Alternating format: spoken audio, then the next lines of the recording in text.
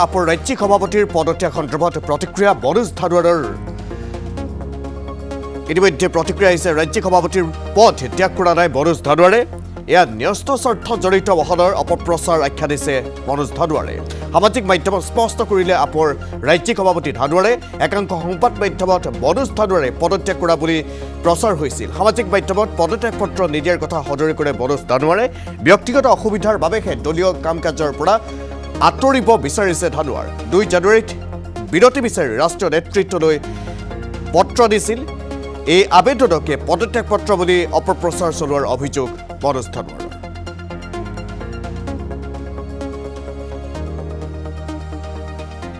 যোৱা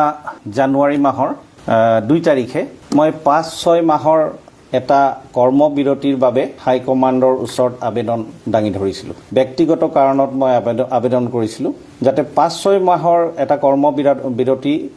লৈ মোৰ যিখিনি কিছু ব্যক্তিগত অসুবিধাৰ সন্মুখীন হৈ আছো মই সেই অসুবিধাখিনি দূৰ কৰিব পাৰোঁ মই হাইকমাণ্ডৰ লগত ধুনীয়াকৈ যোগাযোগত আছো কথা বতৰা চলি আছে খন্তেক 5-6 মাহৰ কৰ্মবিৰতি বিচৰা আবেদন কৰা কথাটো সম্পূৰ্ণৰূপে সঁচা হয় কিন্তু তাত কোনো পদত্যাগ কৰাৰ কথাটো যেটো মিডিয়াত বিভিন্ন ধৰণৰ চৰ্চাত আহি আছে সেইটো সম্পূৰ্ণ মিছা কথা কোনো ধৰণৰ ৰেজিগনেশ্যনৰ কথা নাহে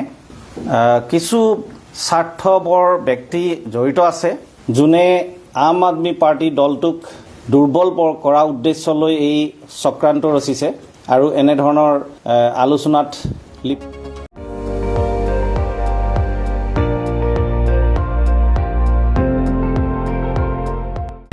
আপুনি চাই আছে ND24